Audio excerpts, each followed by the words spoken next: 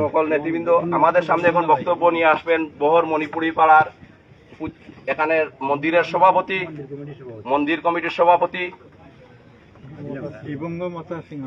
ইবঙ্গ মশা সিংহ। এখন আমাদের সামনে উনি দুইটি কথা বলবেন।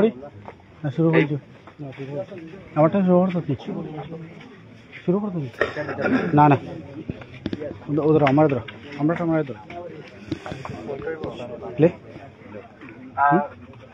উপস্থিত সবাইকে আমার বহর মণিপুরি আবাসিক এলাকার রামকৃষ্ণ মন্দিরে পরিদর্শনে এসেছেন মহানগর বিএনপির সাধারণ সম্পাদক ইমদাদ আহমদ চৌধুরী। ইতিমধ্যে তিনি সিলেটের বিভিন্ন মন্দির পরিদর্শন করছেন, সিলেটের প্রত্যেকটি থানা তিনি ইতিমধ্যে পরিদর্শন করছেন। ব্যবসায়ীদের পাশে তিনি গিয়েছেন, ব্যবসায়ীদের পাশে থাকবেন এমনটাই তিনি প্রতিশ্রুতি দিয়েছেন।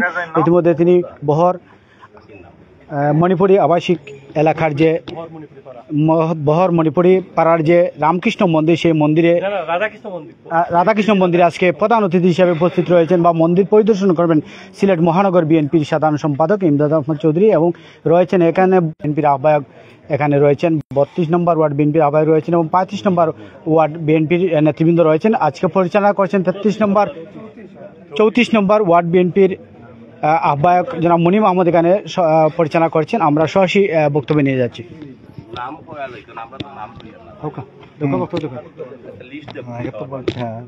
এখানে আমাদের প্রধান অতিথি আমাদের মাঝে উপস্থিত। আমাদের এখানে হিন্দু সম্প্রদায়, হিন্দু মণিপুরী সম্প্রদায় যারা আছেন তাদের ভালো মন্দ সুবিধা অসুবিধা দেখার জন্য এখানে উপস্থিত হয়েছেন। আর কি বলবো, হ্যাঁ না না ঠিক আছে, না না আমরা সবাই ভালো আছি, আমাদের কোনো অসুবিধা নেই এই পর্যন্ত। আর এই বলে আমার বক্তব্য এখানে শেষ করছি। দাদা, আপনার সাথে আমি একটি কথা বলতে চাই। আমরা ইতিমধ্যে দেখেছি বিভিন্ন মিডিয়ায় বা অপপ্রচার চালানো হচ্ছে, এই সিলেটে বাংলাদেশে মন্দিরগুলোতে হামলা চালানো হচ্ছে। আপনাদের এলাকায় এরকম? না না আমাদের এখানে এরকম কিছু না, আমাদের খুব সুখে শান্তিতে আছি, কোনো অসুবিধা হয় না আমাদের এখানে। ধন্যবাদ আপনাকে।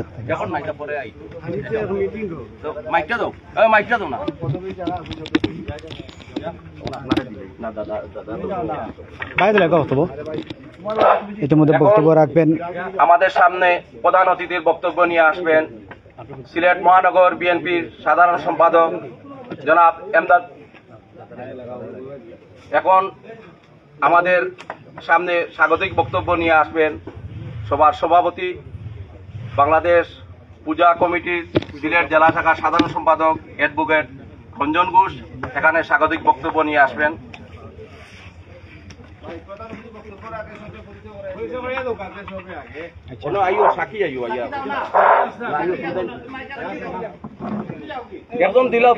দেশের এই ক্রান্তি লগ্নে সিলেট জেলা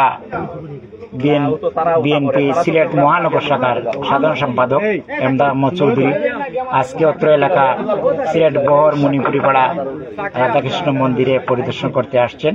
তাই আমি অত্র এলাকার সকল সনাতনী সমাজের পক্ষ থেকে উনাকে ধন্যবাদ এবং কৃতজ্ঞতা জানাচ্ছি। বিএনপির সকল নেতৃবৃন্দকে আমি ধন্যবাদ এবং কৃতজ্ঞতা জানাচ্ছি। দেশের এই ক্রান্তি লগ্নে অত্র এলাকায় তিনি এসেছেন। আপনারা সকলেই জানেন বিগত সরকারের পদত্যাগের পর দেশে অনেক অনাকাঙ্ক্ষিত ঘটনা সংঘটিত হয়েছে। যেদিন পদত্যাগ করেছেন বিগত সরকারের পদত্যাগ এবং পরবর্তীতে বিগত 5 তারিখে রাত্রে থেকে শুরু করে, যেহেতু কোনো থানার প্রশাসন ছিল না, দেশে কোনো রাজনৈতিক অস্থিরতা ছিল, সেই কারণে অনেক ঘটনা ইতিমধ্যে ঘটেছে। বাংলাদেশে বিভিন্ন জেলায় বিভিন্ন মঠ মন্দির আক্রান্ত হয়েছে। তার পরিপ্রেক্ষিতে সিলেট মহানগর শাখার নেতৃবৃন্দ আমরা দেখেছি ওই দিন রাত্রে, আমি নিজেও ফেসবুকে ছিলাম, আমি দেখেছি মহানগর শাখার নেতৃবৃন্দ তারা মাইক যুগে প্রচারণা করেছেন এবং যাতে কোনো যে এলাকায় আমাদের সিলেট মহানগর এবং জেলার মধ্যে যাতে কোনো অনাকাঙ্ক্ষিত কোনো ঘটনা না ঘটে, সেই কারণে তারা নেতৃবৃন্দ রাত্রে 2টা-3টা পর্যন্ত আমি দেখেছি মহানগর শাখার নেতৃবৃন্দ তারা মাইক যুগে প্রচার করেছেন এবং সকলকে সতর্কতা দিয়েছেন। তাই আমি মনে করি এই ক্রান্তিকালে মহানগরের নেতৃবৃন্দ যেভাবে সিলেট মহানগরকে আগলে রেখেছেন এবং বিভিন্ন জেলা থেকে সিলেট জেলায় কোনো কিছু অনাকাঙ্ক্ষিত ঘটনা ঘটেছে। তারপরও বিএনপির নেতৃবৃন্দ জেলা শাখায় এবং মহানগর শাখায় মাইক যুগে যেভাবে শক্ত হাতে হাল ধরেছেন, যাতে সিলেট মহানগর শাখার অনেক মঠ মন্দির রক্ষা পেয়েছে। এবং আমাদের অত্র এলাকায় আমি বাসিন্দা হিসেবে বলতে চাই, আমাদের এলাকা অত্যন্ত শান্তিপূর্ণ, আমাদের সৌহার্দ্যপূর্ণ পরিবেশ রয়েছে। আমাদের অত্র এলাকায় কোনো ধর্মীয় সংখ্যালঘুদের বাড়িঘরে অথবা মন্দিরে কোনো হামলা হয়েছে বলে আমার জানা নেই। তবে সিলেট জেলার বিশেষ করে গোয়েনঘাট এবং জৈন্তাপুর এবং জকিগঞ্জ উপজেলায়, বিশেষ করে 3টি উপজেলায় কিছু কিছু অনাকাঙ্ক্ষিত ঘটনা ঘটেছে। আমরা সেটা নেতৃবৃন্দকে আমরা অবগত করেছি এবং আমরা প্রশাসনকেও আমরা সেটা জানিয়েছি। তারা প্রশাসনে সেটা বের করবে, কারা এই দুর্বৃত্তরা কিভাবে এই ঘটনা ঘটিয়েছে সেটা অন্য বিষয়। তবে আমি আমার অত্র এলাকার একজন বাসিন্দা হিসেবে বলতে চাই, আমরা অত্যন্ত সৌহার্দ্যপূর্ণ পরিবেশে অত্র এলাকায় পূর্বপুরুষের কাল থেকে আমরা বসবাস করেছি। তারপরও একটি ঘটনা ঘটেছিল, কিন্তু আমি দেখেছি অত্র এলাকার বিশেষ করে শাহপুরানা এলাকায় ঘটনার দিন রাত্রে অর্থাৎ 5 তারিখ আমাদের বিশেষ করে আমার পাকি ভাই এবং আমার শাহিনুর রহমান শাহিন, মুনিম, আমাদের তাজ সহ আরও কিছু নেতৃবৃন্দ তারা অত্যন্ত সরাসরি পদক্ষেপ নিয়েছেন। আমাদের অত্র ওয়ার্ডের কাউন্সিলর সরাসরি পদক্ষেপ নিয়েছেন। তাদের পদক্ষেপের কারণে আমরা অত্র এলাকায় অত্যন্ত শান্তিপূর্ণভাবে আমাদের বিগত দিনগুলি চলে গেছে। ক্রান্তিকাল আমরা অতিক্রম করেছি। তারপরে আমি মনে করি আমরা ক্রান্তিকালের মধ্যে আছি। দেশে একটা অস্থিরতা বিরাজ করছে, এখনো থানার মধ্যে কোনো প্রশাসন নেই। তারপরে বিভিন্নভাবে রাজনৈতিক নেতৃবৃন্দ তারা চেষ্টা করে যাচ্ছেন যাতে দেশে একটা স্থিতিশীল অবস্থা বিরাজমান থাকে এবং যাতে কোনোভাবেই যেন পরিস্থিতির বিনষ্ট না হয়, আন্তর্জাতিকভাবে যেন আমরা এই দেশে আমরা স্বীকৃতি হিসেবে এবং অত্র দেশে হিন্দু মুসলমান বৌদ্ধ খ্রিস্টান আমরা যেন মিলেমিশে থাকতে পারি, সেইভাবে তারা রাজনৈতিক নেতৃবৃন্দ তাদের চেষ্টা চালিয়ে যাচ্ছেন, আপ্রাণ চেষ্টা করে যাচ্ছেন।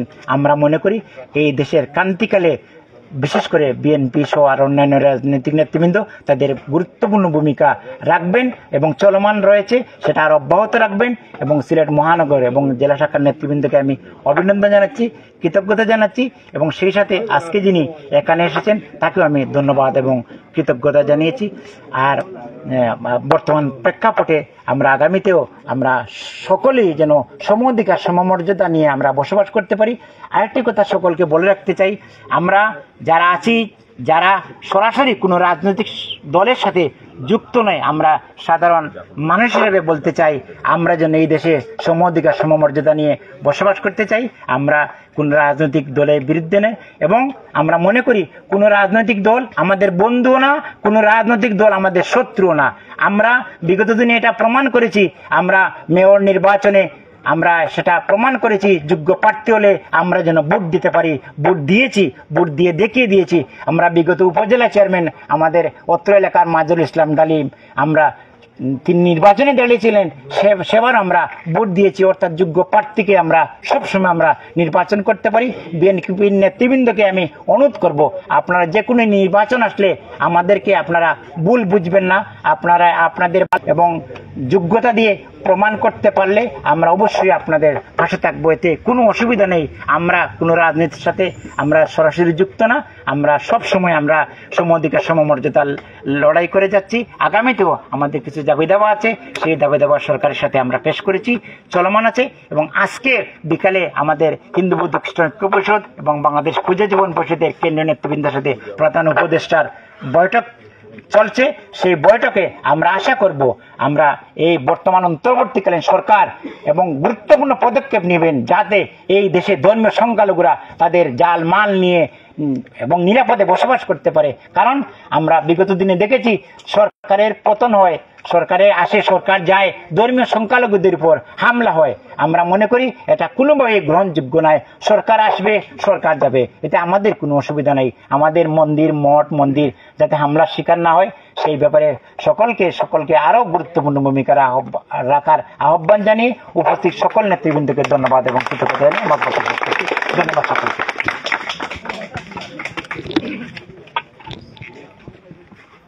আমরা যার বক্তব্য শোনার জন্য আমরা সবাই অধীর আগ্রহে বসে আছি।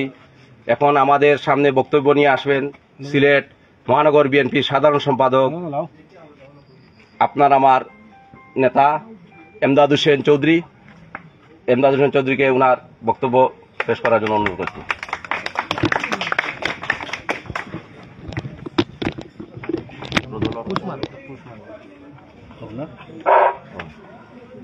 বিসমিল্লাহির রহমানির রহিম। বাংলাদেশ জাতীয়তাবাদী দল সিলেট মহানগরীর 32 নম্বর ওয়ার্ডের বহর এলাকায় 33 নম্বর ওয়ার্ডের বহর এলাকায় মণিপুরী ভাইদের এই রাধাকৃষ্ণ মন্দিরে আজকের এই মত বিনিময় সভা, এটা কোনো রাজনৈতিক মত বিনিময় সভা না। মূলত আমি আসছি এখানে যে দেশের একটি উদ্বুদ্ধ পরিস্থিতিতে বিভিন্ন মানুষের মধ্যে একটি ভয় ভীতি সংস্কার থাকে, এটাই স্বাভাবিক। এই ভয় ভীতি সংস্কার যাতে না থাকে সেটার জন্য আমি এসেছি আশ্বস্ত করার জন্য। আজকের এই মত বিনিময় সভা এখানে উপস্থিত আছে জেলা পূজা উদযাপন কমিটির সম্মানিত সাধারণ সম্পাদক অ্যাডভোকেট রঞ্জন ঘোষ, উপস্থিত অত্র এলাকার মণিপুরী সম্প্রদায়ের মধ্যে এবং হিন্দু ভাইদের মধ্যে বিভিন্ন পর্যায়ের নেতৃবৃন্দ, আমার সাথে আগত আমার 32 নম্বর ওয়ার্ড বিএনপির আহ্বায়ক, 34 নম্বর ওয়ার্ড বিএনপির আহ্বায়ক, 35 নম্বর ওয়ার্ড বিএনপির আহ্বায়ক এবং মহানগর ছাত্র দলের বিভিন্ন পর্যায়ের নেতৃবৃন্দ, সদর উপজেলার বিভিন্ন পর্যায়ের নেতৃবৃন্দ, ছাত্র দল, যুবদল, স্বেচ্ছাসেবক দল, শ্রমিক দল এবং মহানগর বিএনপির অঙ্গ সংগঠনের ছাত্র দল, যুবদল, স্বেচ্ছাসেবক দল, শ্রমিক দল এবং অত্র এলাকার মুরব্বিয়ান সকলকে মহানগর বিএনপির পক্ষ থেকে এবং আমাদের পার্টির ভারপ্রাপ্ত চেয়ারম্যান জনাব তারেক রহমানের পক্ষ থেকে সালাম আদাব। সম্প্রীতির নগরী, আমরা সমস্ত দেশেই হিন্দু মুসলিম ভাই ভাই, এখানে সংখ্যালঘু বলতে কোনো শব্দ নেই। এটা আপনার আমার দেশ, আপনার জন্ম হয়েছে এ দেশে, আপনি এই দেশের ট্যাক্স ভ্যাট সব কিছু দিচ্ছেন আমাদের মতো, সেহেতু এখানে সংখ্যালঘু শব্দ দয়া করে আপনারা যারা এখানে উপস্থিত আছেন বা যারা আমার বক্তব্য শুনছেন, দয়া করে এই শব্দটি আপনারা পরিহার করুন, কারণ এটা তো সঠিক না। আপনি যে দেশে জন্মগ্রহণ করেছেন, আপনি বাংলাদেশি, আপনার পরিচয়, সেখানে আপনি সংখ্যালঘু কেন বলবেন? আর যারাই এই উদ্বুদ্ধ পরিস্থিতিতে, বাংলাদেশের হয়তো কোথাও কোথাও হতে পারে, বাট আমাদের সিলেট মহানগরীতে এখন পর্যন্ত কোনো ধরনের কোনো সংঘাত হয়নি, কোনো মন্দিরেও আক্রমণ হয়নি, কোনো উপাসনালয়ে আক্রমণ হয়নি, কোনো আখড়াতেও হয়নি। এটা ইনশাআল্লাহ হবে না, কারণ এটা আমাদের একদিনের বিষয় না। এখানে হযরত শাহজালাল রহমতুল্লাহ আলাইহি যখন এই সিলেটে আগমন করেন, তার সাথে কিন্তু শ্রী চৈতন্য আগমন করেছিলেন। সেই উত্তরসূরি হচ্ছেন আপনারা, আমরা হচ্ছি হযরত শাহজালালের উত্তরসূরি। ওনারা তো দুজনই এখানে এসেছিলেন, একই সাথে এখানে বসবাস করেছেন। সেহেতু এখানে আপনি হিন্দু, বৌদ্ধ, খ্রিস্টান, এখানে স্পেসিফিকেশন বা সংখ্যালঘু এই শব্দ ব্যবহার করার কোনো প্রয়োজন নেই। আপনারা শিক্ষা কার্যক্রম চালিয়ে যাচ্ছেন, আমরা শিক্ষা কার্যক্রম চালিয়ে যাচ্ছি। আপনি আপনার উপাসনা করবেন, আপনি উপরওয়ালা বলছেন, আমরা বলছি আল্লাহ, আমাদের মসজিদ, আমাদের গির্জা উপাসনালয়। তাহলে এখানে এই শব্দের এটা মনে করি এটা অপব্যবহার, এটা আমি কখনো এটা মানে মনে করি না। সেহেতু আমরা বিশেষ করে আমি এবং আমাদের মহানগর বিএনপির বিভিন্ন নেতৃবৃন্দ, আমাদের চেয়ারপারসনের উপদেষ্টা মন্ডলীর সদস্যবৃন্দ, জনাব খন্দকার আব্দুল মুকতাদির সাহেব, আরিফুল হক চৌধুরী সাহেব বিভিন্ন জায়গায় যাচ্ছেন, আমাদের মহানগর বিএনপির ভারপ্রাপ্ত সভাপতি যাচ্ছেন, আমিও যাচ্ছি। আমরা একই কথা বলছি যে এই দেশ আমাদের, এ দেশকে আমরা রক্ষা করতে হবে। যে কোনো একটা প্রেক্ষাপট তৈরি হয়েছে, সেটি কিভাবে হয়েছে এটা সবাই কিন্তু নলেজেবল পারসন, আপনাদের জ্ঞানের অভাব নেই। কেন হচ্ছে, কেন হয়েছিল সেটা বুঝতে পারতেছেন। কারণ এ দেশকে যদি আমি ভালোবাসি, তাহলে এদেশের সকল শ্রেণী পেশার মানুষকে আমি ভালোবাসতে হবে। এখানে কোনো ডিভিশন ধরার কোনো সুযোগ নেই। আমি যখন সরকারে যাব, এই দেশের সকল মানুষ আমি আমার দায়িত্ব পালন করব। এখন আমি যদি সরকারের রাষ্ট্রযন্ত্রকে আমার হিসাবে ব্যক্তিগত ব্যবহার করি তাহলে তো একটা সমস্যা হয়, এবং সেই সমস্যা পুঞ্জীভূত যে ক্ষোভ যেটা, এটা একদিনে হয়নি, এটি দীর্ঘ 16 বছরে হয়েছে। আমি আর এইদিকে যাব না, আমি শুধু আপনাদেরকে আশ্বস্ত করতে চাই যে আপনাদের পাশে আমরা আছি, আপনারা আমাদের পাশে থাকুন, আপনারা আমরা মিলেই কিন্তু সবাই দেশবাসীর পক্ষে থাকি, দেশের কাজ করি। যে দেশটি গড়ার জন্য আমাদের ছাত্র জনতা একটু সামান্য কোটা সংস্কারের আন্দোলন থেকে একটি বিশাল আন্দোলনে রূপান্তরিত হয়, আমাদের ছাত্র জনতা প্রায় 1000 কানিকের মতো হবে, তাদের বুকের তাজা রক্ত দিয়েছে। যারা হাসপাতালে চিকিৎসাধীন আছে, আমাদের সিলেটের যে 2-1টা জায়গায় আছে, গিয়েছি, দেখেছি। আমার ওমেন্স মেডিকেল কলেজ হাসপাতালে, উসমানী মেডিকেল কলেজে গিয়েছি, নর্থ ইস্টে গিয়েছি, বিভিন্ন প্রাইভেট ক্লিনিকে যারা তাদের বুকের তাজা রক্ত দিয়ে আজকে আহত অবস্থায় চিকিৎসাধীন। আমরা যদি আজকে তাদের এই রক্ত এবং যারা আহত, যারা নিহত হয়েছে, যদি আমরা আমাদের দেশকে যদি গড়তে না পারি তাহলে কিন্তু আর এই দেশ কখনো ঠিক হবে না। তাই আপনার আমার দায়িত্ব হচ্ছে আমরা শান্তি শৃঙ্খলা বজায় রাখতে হবে, আমরা যার যার ধর্ম আছে আমরা পালন করব, এবং এই অন্তর্বর্তীকালীন সরকারকে আমরা সহযোগিতা করব যাতে অতি দ্রুততম সময়ের মধ্যে দেশের শান্তি শৃঙ্খলা পরিস্থিতি অনুকূলে এনে একটি অবাধ এবং সুষ্ঠু নির্বাচন, একটি নিরপেক্ষ নির্বাচন, একটি কেয়ারটেকার নির্বাচন কমিশন, অর্থাৎ ইম্পার্শিয়াল একটা নির্বাচন কমিশন গঠে নির্বাচন দেয়। আমি আজকে এখানে নির্বাচনের দাবি জানানোর জন্য আসিনি, কিন্তু যখন একটা কথা চলে আসে তখন কিন্তু এই কথাটা স্বাভাবিক আসে, যেহেতু এই সরকারটা একটি অন্তর্বর্তীকালীন সরকার। আমি অনুরোধ করব এখানে যারা আমাদের মণিপুরী ভাইরা আছেন, হিন্দু ভাইরা আছেন, আপনারা বিশ্বাস রাখুন আমাদের উপরে। যেভাবে আমাদের অ্যাডভোকেট রঞ্জন ঘোষ সাহেব বলেছেন যে আমাদের সিলেটে কোথাও কিছু হয়নি মহানগরীতে, অন্য কোনো জায়গায় যদি হয়ে থাকে সেটা আমার নলেজে নেয়, তবে আমাদের বিএনপির দলীয় কোনো নেতা কর্মী বাংলাদেশের কোথাও কোনো অপ্রীতিকর ঘটনা ঘটায়নি। ওই উদ্বুদ্ধ পরিস্থিতির কারণে যাই ঘটেছে সিলেট শহরে, আজকে আমি সুপানিঘাটের এই যে ফাঁড়িতে গিয়েছিলাম, ফাঁড়ির যে অবস্থা দেখেছি এবং পুলিশ কর্মকর্তাদের বক্তব্য যেটা শুনেছি, এ ধরনের টুকাই ছেলেরা কোন দলীয় নেতা কর্মী কেহ কিন্তু এই সমস্ত কাজ করেনি। একজন পুলিশের বক্তব্য হচ্ছে সুপানিঘাটের, এরা অপরিচিত এবং এরা টুকাই, এবং এরাই তো করবে, কারণ সে তো রাষ্ট্রের সম্পদ বুঝতে পারতেছে না। এই যে ক্ষতিটা যেটা হয়েছে, এটা রাষ্ট্রীয় সম্পদ, রাষ্ট্রীয় সম্পদ রক্ষা করা আপনার আমার সকলের দায়িত্ব। এই দায়িত্বটুকু সেই টুকাই ছেলে তো আর বুঝবে না। এই জন্য আমরা এখনো দেশের সার্বিক পরিস্থিতি আসেনি, এই জন্য যেহেতু বাংলাদেশের প্রত্যেকটি জেলা উপজেলায় যে থানাগুলো আছে, পুলিশ ইতিমধ্যে যোগদান করেছে। আমি কয়েকটি থানায় গতকালকে গিয়েছি, মোটামুটি তারা কার্যক্রম শুরু করেছে। আশা করি হয়তো 7-10 দিনের মধ্যে সকল ফাঁড়িতেও কার্যক্রম শুরু হবে। পুলিশ ছাড়া রাষ্ট্র চলতে পারবে না, তবে আমরা সেই পুলিশ চাই যে পুলিশ প্রজাতন্ত্রের কর্মচারী হবে, পুলিশ জনতার পুলিশ হবে আমাদের, আমরা হব সেই প্রজাতন্ত্রের কর্মচারীর পুলিশের পাশে আমরা অবশ্যই দাঁড়াবো। আমি আর আমার বক্তব্য দীর্ঘায়িত করব না, আপনাদেরকে আবারও এই যে মণিপুরী পাড়ার যে আপনারা মুরব্বী যারা উপস্থিত হয়েছেন, আমাদের দলের মেসেজটুকু আমার মধ্যে দিয়ে আপনাদেরকে জানানো যে আমরা চাই, আমাদের পার্টির ভারপ্রাপ্ত চেয়ারম্যান জনাব তারেক রহমান নির্দেশ দিয়েছেন যে বিশেষ করে আপনাদের এবং অন্যান্য যারা আছেন তাদেরকে সকলকে শান্ত থাকার জন্য।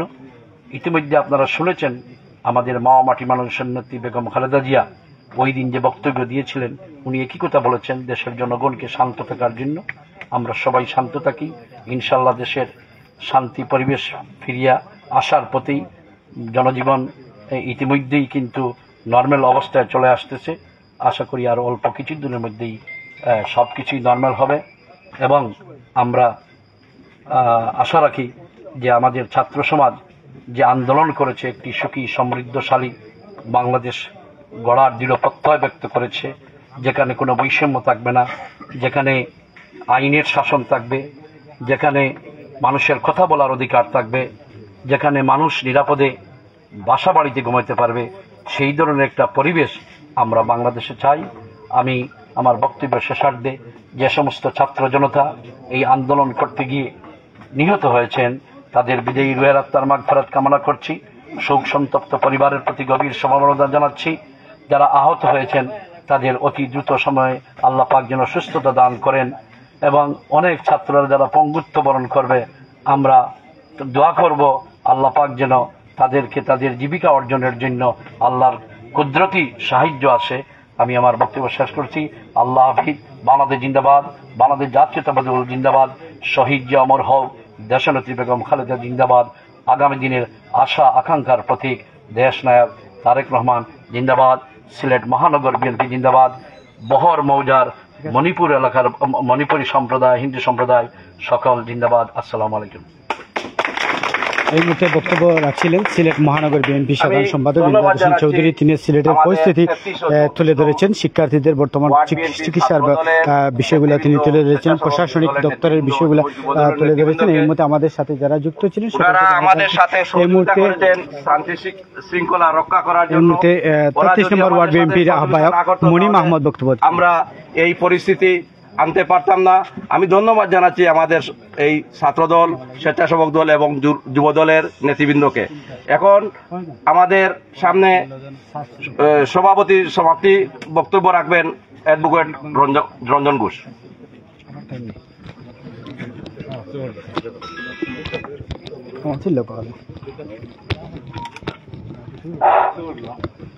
সম্মানিত প্রধান অতিথি এবং সকল নেতৃবৃন্দ, অত্র এলাকার মুরব্বিয়ান, আজকে যে মহানগর বিএনপি সাধারণ সম্পাদক ইমদাদ হোসেন চৌধুরী অত্র বর মণিপুরে পড়া রাধাকৃষ্ণ মন্দিরে পরিদর্শনের জন্য এসেছেন, তাই ওনাকে আবারও ধন্যবাদ এবং সকল নেতৃবৃন্দকে কৃতজ্ঞতা জানিয়ে আপনারা কষ্ট করে অত্র মন্দিরে এসেছেন, এই সকলকে ধন্যবাদ এবং কৃতজ্ঞতা জানিয়ে আজকের এই পরিদর্শন কার্যক্রম এবং আজকের সভা এখানে সমাপ্ত ঘোষণা করছি। ধন্যবাদ, সকলেই ভালো থাকবেন। ইতিমধ্যে সিলেট 33 নম্বর ওয়ার্ডের বহর আবাসিক মণিপুরী এলাকায় এখানে বিএনপির মহানগর বিএনপি সাধারণ সম্পাদক এখানে উপস্থিত হয়েছিলেন। আজকের এই অনুষ্ঠানটি পরিচালনা করছেন 33 নম্বর ওয়ার্ড বিএনপির আহ্বায়ক মনিম আহমদ এখানে পরিচালনা করছিলেন এবং প্রধান অতিথির বক্তব্য রাখছিলেন মহানগর বিএনপি সাধারণ সম্পাদক ইমদাদ হোসেন চৌধুরী। এই মুহূর্তে লাইভ দেশ এবং প্রবাস থেকে যারা দেখছেন বা পরবর্তী দেখবেন, সর্বোচ্চ শেয়ার দিয়ে আমাদের সাথে থাকবেন।